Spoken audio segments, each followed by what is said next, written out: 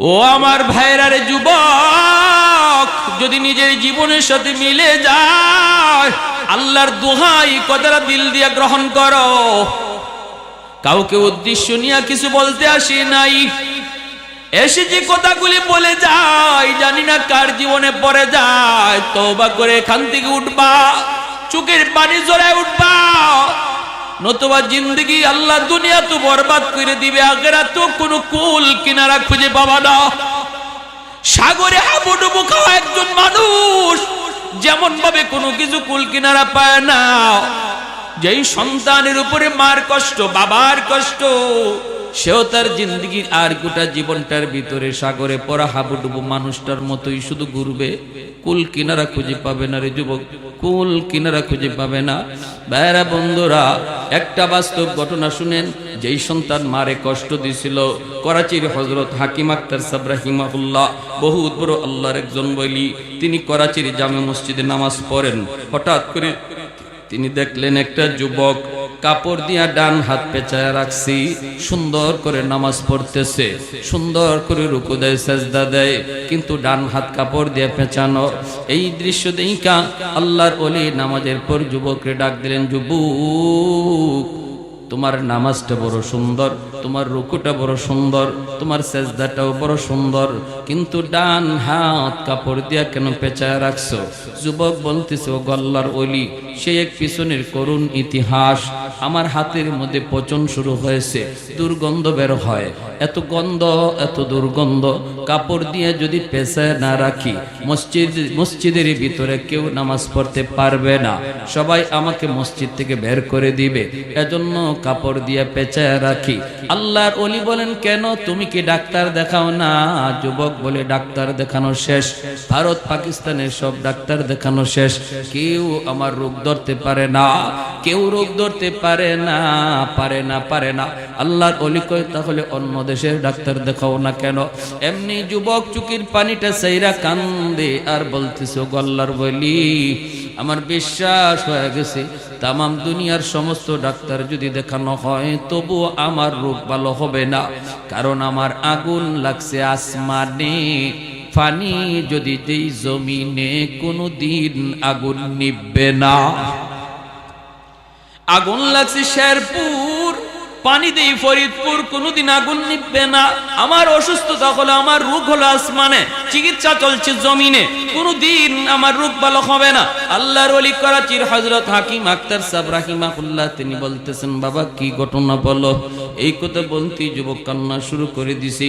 যুবক বলতেছে, ও আল্লাহর ওলি, আমি আমার মায়ের গর্ভে একমাত্র সন্তান, জন্মের কিছুদিন পরই আব্বা মারা গেলেন, আমার নানা নানি মামা মামি আসছেন আমাকে অন্যত্র, আম্মাকে অন্যত্র নিয়ে বিয়ে দিয়ে দিবে, কিন্তু মা কয় না আব্বা আমি যাব না, আল্লাহ আমাকে একটা মানিক দিয়েছে, আমি আমার মানিকের চেহারা দেখে জীবন যৌবন কাটায় দেব, আমি আমার স্বামীর বাড়ি ছাড়ব না। আমার আম্মা আমাকে দেখা তার জীবন যৌবন কাটায় দিল, মানুষের বাড়িতে কাজকর্ম কইরা আত্মীয় স্বজনের কাছ থেকে ধার আইনা আইনা আমার আম্মা আমাকে লেখাপড়া করাইল, আমি লেখাপড়া করলাম, আমি কলেজে গেলাম, ভার্সিটিতে গেলাম, সুন্দরী একটা মেয়ের সাথে আমার পরিচয় হয়ে গেল, এই সুন্দরী মেয়ের সাথে পরিচয় হয়ে এক পর্যায়ে বিয়ে করে ফেললাম, বিয়ে করে আমি বউনিয়া বাড়িতে চলে আসলাম। আমার মাকে আমি বিয়ের খবরটা পর্যন্ত দেই নাই, এরপর আমার মা তিনি রাগ করেন না, তিনি মান্য নিছেন, আর এতটুকু শুধু বলছেন, বাবা একটু কবর যদি দিতি তাহলে মা তো নিয়ে উঠায় নিয়ে আসতাম। ঠিক আছে বাবা, ভালোই করেছ, এই বইলে দুঃখিনী মা তিনি মাইনা নিছেন, কিন্তু আমার সুন্দরী শিক্ষিতা বউ আমার মাকে মা হিসাবে মেনে নিতে পারল না। এমন আমাদের সংসার এমন আসেনি না নাই রে ভাই, আসেনি না নাই? আজকের দিনের বউয়েরা যদি শাশুড়িকে নিজের মা মনে করত তাহলে সংসারে এত অশান্তি আসতো না, আর শাশুড়িও যদি নিজের বউটারে বউ মনে না করে নিজের মেয়ের মতো ভাবত তাহলে সংসারে এত অশান্তি আসতো। ভাইরা বন্ধুরা, এরপরে দেখা গেল কি, ওই যুবক বলতেছে, আমি অফিস থেকে বাড়িতে যখন ঢুকি রাতের অন্ধকার, আমার কানে কানে আমার মায়ের বিরুদ্ধে আমার বউ আমার কানে কানে আমার মায়ের বিরুদ্ধে নালিশ দেয়, কান ফোড়া দেয়। আমার কান শুধু ভারী করে ভারী করে ভারী করে ভারী করে ভারী করে। আমি তো দুর্বল, মহব্বত করে ভালোবেসে বিয়ে করেছি, এজন্য আমি আমার বউয়ের প্রতি দুর্বল হইয়া মার রুমে ঢুইকা মারে বকাবকি করলাম। প্রথম রাতে বকাবকি করলাম। মা কইতেছে বাজান আমি কিছু বলি নাই, যা কইছে তোর বউয়ে কইছে, কিন্তু এরপরও মায়ের কথা বিশ্বাস করলাম না, বউয়ের কথা বিশ্বাস করলাম। ও আমার ভাইরা রে যুবক, যদি নিজের জীবনের সাথে মিলে যায় আল্লাহর দোহাই কথাটা দিল দিয়ে গ্রহণ করো। কাউকে উদ্দেশ্য নিয়ে কিছু বলতে আসি নাই, এসে যে কথাগুলি বলে যায় জানি না কার জীবনে পড়ে যায়। তওবা করে এখান থেকে উঠবা, চোখের পানি জড়ায় উঠবা, নতুবা জিন্দগি আল্লাহ দুনিয়া তো বরবাদ করে দিবে, আখিরাত তো কোনো কুল কিনারা খুঁজে পাবা না। সাগরে হাবুডুবু খাওয়া একজন মানুষ যেমন ভাবে কোনো কিছু কুল কিনারা পায় না, যেই সন্তানের উপরে মার কষ্ট বাবার কষ্ট, সেও তার জিন্দগির আর গোটা জীবনটার ভিতরে সাগরে পড়া হাবুডুবু মানুষটার মতোই শুধু ঘুরবে, কুল কিনারা খুঁজে পাবে না রে যুবক, কুল কিনারা খুঁজে পাবে না। ভাইরা বন্ধুরা, ওই যুবক বলতেছে গল্লার বলি, প্রথম রাত গেল আমি বকাবকি করলাম, দ্বিতীয় রাতে আইসেই আমি মার গায়ে হাত উঠে ফেললাম। যেই মাত্র মার গায়ে হাত উঠাইছি, দুঃখিনী মা হাউ মাউ করে কান্না শুরু করেছে, আর বলতেছে বাজার আজকে বুঝি মার গায়ে তুই হাত উঠাই দিলি রে। এই হাতটা মা চুমায় চুমায় বড় করছি, তোর হাতের মধ্যে মায়ের কি পরিমাণ চুমা লেগে আছে তুই জানো না। আজকে হাত দিয়ে বুঝি মারে তুই মারলি, ঠিক আছে যা, আল্লাহ যেন তোর এই হাত আল্লাহ যেন ফসাইয়া দে, তুই যেন আমার জানাজার নামাজ পড়তে না পারো। ওই যুবক বলতেছে আল্লাহর বলি, আমি তখনই টের পাইছি আমার পায়ের নিচের জমিনটা কাঁপে উঠছে। আমার তখনই বুঝ হয়ে গেছে মার দুনুটা বদ্ধ আল্লাহর আরশে পৌঁছে গেছে। আমার মায়ার নবী কয়, বাপ মার দোয়া বদদোয়া আল্লাহর আরশে পৌঁছতে মাঝখানে বাধা থাকে না, বদ্ধ আল্লাহর আরশে পৌঁছে যায়।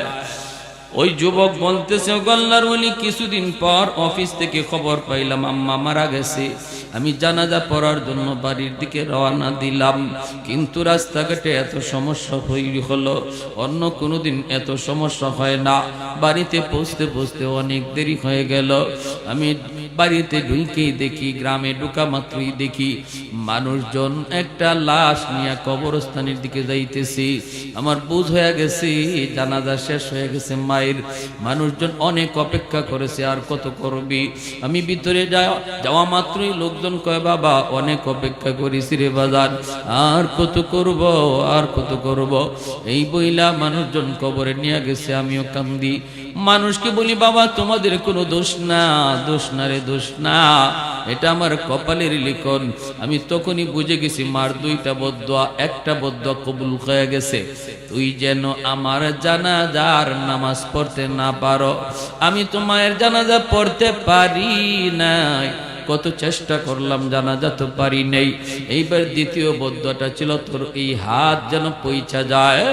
আমি অপেক্ষায় আমি নিশ্চিত হয়ে গেছি মার দ্বিতীয় বদদোয়াটাও কবুল হয়ে যাবে। ও আল্লাহর ওলি, কিছুদিন পরে আমি দেখতে পেলাম আমার ওই হাতের মধ্যে একটা ফোড়া দেখা দিছে। ফোড়া, এই ফোড়া থেকে পচন শুরু হয়েছে। অ্যান্টিবায়োটিক আনলাম, খাইলাম, কোনো লাভ হয় না। ডাক্তাররা নিজেরা বলতেছে আমরা তো কিছুই বুঝি না, কেন তোমার রোগ ভালো হয় না, কেন তোমার রোগ ভালো হয় না, আমরা তো বুঝি না। আমি ডাক্তারকে বললাম, ডাক্তার তোমরা আমাদের রোগ না ধরতে পারলেও আমি আমার রোগ ধরে ফেলেছি। আমার রোগ হলো আসমানে, চিকিৎসা চলছে জমিনে। সেই দিন থেকে পচন উপরে উঠে, খালি উপরে উঠে।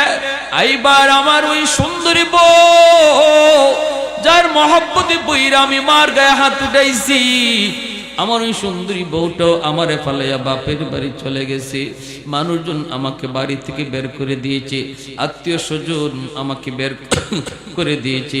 এখন আমি রাস্তায় রাস্তায় ঘুরি, মসজিদে মসজিদে যায় কান্না করি। ও আল্লাহর ওয়ালি, ও আল্লাহর ওয়ালি, এবার বলুন আমার কোনো মা পাওয়ার উপায় আসেনি? উপায় আসেনি। এ যুবক মনে রাখো, যদি বাপ মার কলিজায় তুমি ব্যথা দাও, তাহলে একমাত্র আল্লাহর কাছ থেকে মাপ পাওয়ার উপায় হলো মারে বাবারে আবার খুশি করা। এছাড়া বিকল্প কোনো লাইনে আল্লাহরে খুশি করা যায় না। কারণ হলো জান্নাতুল বাকি, মদিনার কবর, ঠিক না? মদিনা শরীফের কবরের নাম কি? জান্নাতুল বাকির পাশ দিয়ে আমার রহমতের নবী যান। সাহাবায়ে কেরাম নবীর সাথে হঠাৎ করে আল্লাহর নবী অন্তর চোখে দেখতে পেলেন একটা যুবক কবরের ভিতরে আযাব ভোগ করতেছে, আগুনে পুড়তেছে, সাপের কামড় খাইতেছে, মা মা কয়া চিৎকার করে কাঁদতেছে। আল্লাহ নবীকে আল্লাহ পাক দেখায় দিছে, সাহাবীরা দেখে না। কবরের আযাব আছে, আল্লাহ মানুষকে দেখায় না। কেন দেখায় না? যদি মানুষকে আল্লাহ কবরের আযাব দেখাইতো, তাহলে কবরের পাশ দিয়া কেউ সাহস করে যাইতো না। রাতের বেলা দূরের কথা, দিনের বেলাও কেউ কবরের পাশ দিয়া যাওয়ার সাহস করতো না। কবরস্থান দেখা যায়, এতটুকু দূরেও কেউ বাড়ি বানাইতো না যদি কবরের আযাব আল্লাহ মানুষকে দেখাইতো। দুনিয়ার নিজাম উল্টা পাল্টা হয়ে যাইতো। এজন্য মানুষকে আল্লাহ পাক কবরের আযাব দেখায় না। কিন্তু গরু ছাগল কবরের আযাব টের পায়। মাঝে মাঝে দেখবেন কবরস্থান থেকে গরু ছাগল দৌড় দেয়। আল্লাহ নবী রহমতের নবী কয়, সাহাবীরা আমি দেখতেছি যুবকের আযাব, চলো আমি নবী তোমাদেরকে নিয়ে একটু মুনাজাত করি। আল্লাহ তুমি মুনাজাত করলেন, মালিক তোমার কাছে হাত বাড়াই দিছি গো আল্লাহ, দয়া করে তুমি যুবকের আযাব বন্ধ করো। আল্লাহ পাক রব্বুল আলামিন আযাব বন্ধ করে না। মায়ার নবী আবার হাত উঠাইছেন, সাহাবীরা আমিন আমিন বলেন। এবারও আযাব বন্ধ হয় না। নবী আবার হাত উঠাইছেন, তিনবার হাত উঠাইছেন, তখনও আযাব বন্ধ হয় না। এইবার নবী জানতে চাইলেন, মালিক আমি হাত উঠাইতে দেরি, কবুল হতে দেরি হয় না, আজকে কি হলো? আমার কি হাতের দাম তোমার কাছে কমে গেল নাকি? আল্লাহ তুমি একটু বলো। এই কথা বলতে আল্লাহ কয়, না বন্ধু, তোমার হাতের দাম কমে নাই বন্ধু। এই যুবকের মা এখনো দুনিয়ায় জীবিত, মার মনে ভীষণ কষ্ট। মা যতক্ষণ পর্যন্ত তারে মাফ না দিবে, আমি আল্লাহ তুমি বন্ধুর দোয়াও কবুল করব না। আল্লাহ নবী সাহাবীদেরকে বলেন, দৌড়ায়া তার মারে সালাম দাও।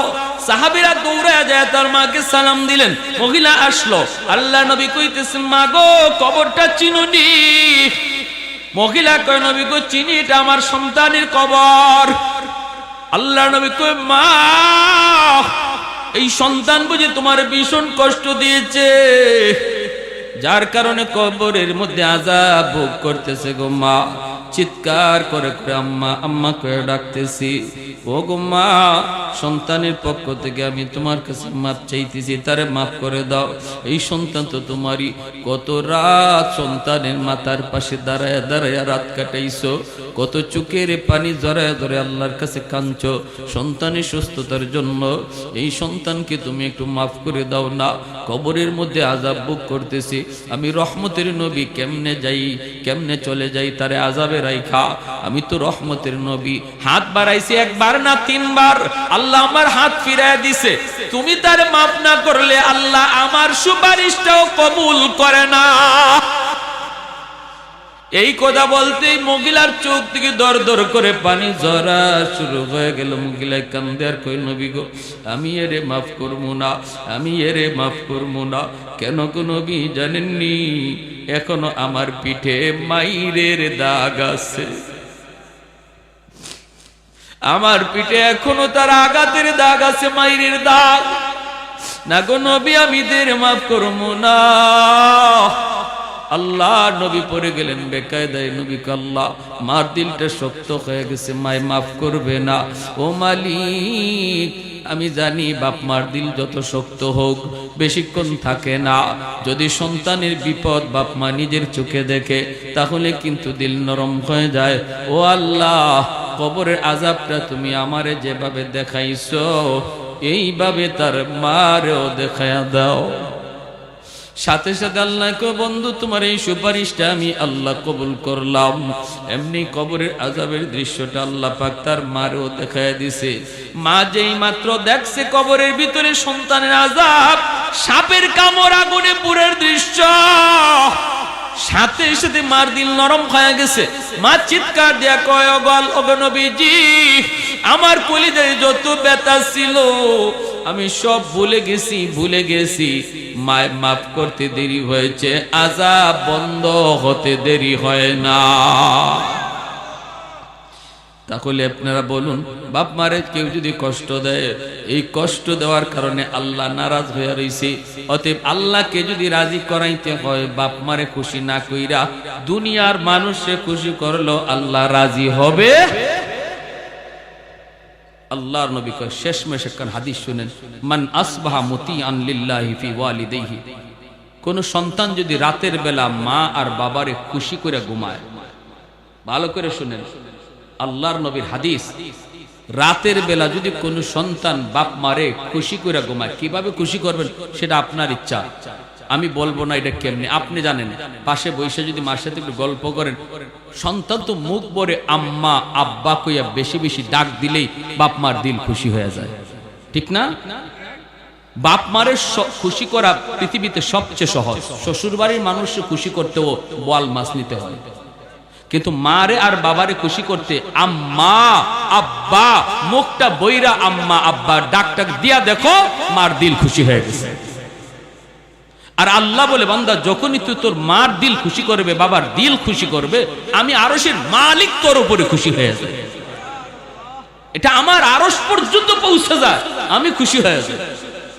রাতের বেলা যদি ঘুমানোর আগে তুমি এরকম খুশি করে ঘুমাইতে পারো, অথবা বাজার থেকে এখালি কমলা আনি, আম্মা আজকে কমলাটা তোমার জন্য আনছি, আব্বা আজকে খুব মিষ্টি কমলা পাইছি, আম্মা আব্বা তোমার জন্য আনছি, এই কথাটা কইয়া দেখো না বাবা কেমনে খুশি হয়, আমার সন্তান বাজারে গিয়ে আমার কথা ভুলছে না। রাতের বেলা যদি তুমি খুশি করে ঘুমাও, নবী বলেন সকাল হওয়া মাত্রই জান্নাতের দুইটা দরজা আল্লাহ তোমার জন্য খুলে দেয়। ওমান আসবাহা আসিয়ান লিল্লাহি ফি ওয়ালিদাইহি আসবাহা লাহু বাবান মাফতুহান মিনান নার।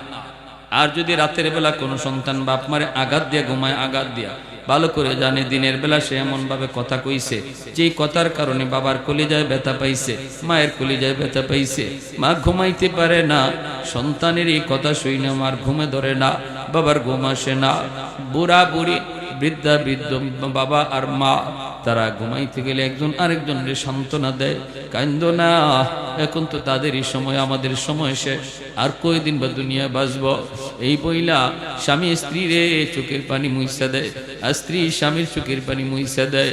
এইভাবে তুমি বাবারে মারে কান্দাইয়া যে ঘুমাইতে গেছো রে যুবক, আমার মায়ার নবী দয়ার নবী কয় তোর বাপ মা ঘুমায় না আর তুই বুঝি ঘুমাইতেছ, সকাল হওয়া মাত্রই জাহান্নামের দুইটা দরজা আল্লাহ খুলে দেয়। নাউজুবিল্লাহ। এই রাত যদি মরণ হয় নিশ্চিত জাহান্নামে, এই রাত যদি যুবকের মরণ হয় নিশ্চিত জাহান্নামে। হে 112 যদি হজ করে আয়, সারা জীবনও যদি হজ করে, এই নিশ্চিত জাহান্নামে। এই রাত্রে, যেই রাত্রে মারে কষ্ট দিয়ে ঘুমাইতেছে, আর যদি এই রাত তার মরণ হয়, এমন কোন আমল নাই তারে জাহান্নাম থেকে ফিরাইতে পারে। এজন্য নবী বলেছেন সালাসাতুন কদ হারামাল্লাহু আলাইহিমুল জান্নাহ, আদ-দাইয়ুস মুদমিনুল খামর ওয়াল আক ওয়াদ-দাইয়ুস আল্লাযী ইউকিরু ফি আহলিহিল কুবুর। তিন ব্যক্তির জন্য জাহান্নাম, জান্নাত হারাম। তিন ব্যক্তির জন্য জান্নাত হারাম, মদখুর, আরেক হলো বাপ মার অবাধ্য সন্তান, আরেক হলো দাইয়ুস। দাইয়ুস হলো ওই পুরুষকে বলে যে পুরুষ ঘরের ভিতরে স্ত্রী অসামাজিক অনইসলামিক কাজ করতেছে, বেপরদায় চলতেছে, আল্লাহরে নারাজ করতেছে, সন্তানেও করতেছে, বউও করতেছে, তার অধীনস্থ মানুষগুলা আল্লাহর অবাধ্য পথে চলতেছে, বেপরদায় বাইরিতেছে, এরপরেও যে পুরুষে বাধা দেয় না, এই পুরুষ হইল পুরুষ দাইয়ুস। এই পুরুষ হইল পুরুষ দাইয়ুস। নবী বলে এই পুরুষ দাইয়ুসের জন্য জান্নাত হারাম। যে তার স্ত্রীরে বেপরদায় দেখকেও বাধা দেয় না, যে তার মেয়েটারে বেপরদায় দেখকেও বাধা দেয় না, যে তার বোনটারে বেপরদায় দেখকেও বাধা দেয় না, খারাপ কাজ চোখের সামনে হয় এরপরে যেই পুরুষ বাধা দেয় না, তার অধীনস্থ লোক অন্যায় কাজ করতেছে এরপরেও তাদেরকে শাসন করে না, আল্লাহ নবী কয় সে হলো পুরুষ দাইয়ুস, তার উপরে জান্নাত হারাম হয়ে যায়। নাউজুবিল্লাহ। অতএব আমার ভাইয়েরা, বন্ধুরা, এবার আসুন আমাদের বাপ মা যাদের দুনিয়ায় জীবিত আমরা তাদেরকে আজ রাত খুশি করব, আর যাদের বাপ মা দুনিয়ায় নাই আমরা কি করব?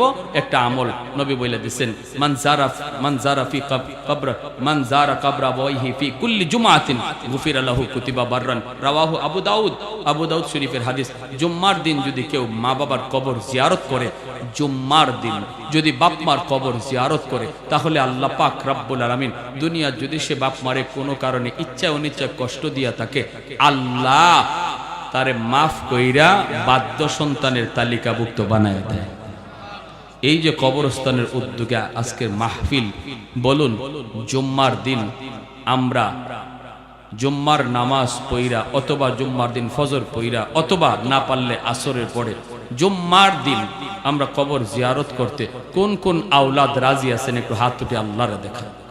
আল্লাহ তুমি প্রতিটা হাতকে কবুল করো, জোরে বলি আমিন। ওয়া আখির দাওয়ানা আনিল হামদুলিল্লাহি রাব্বিল আলামিন।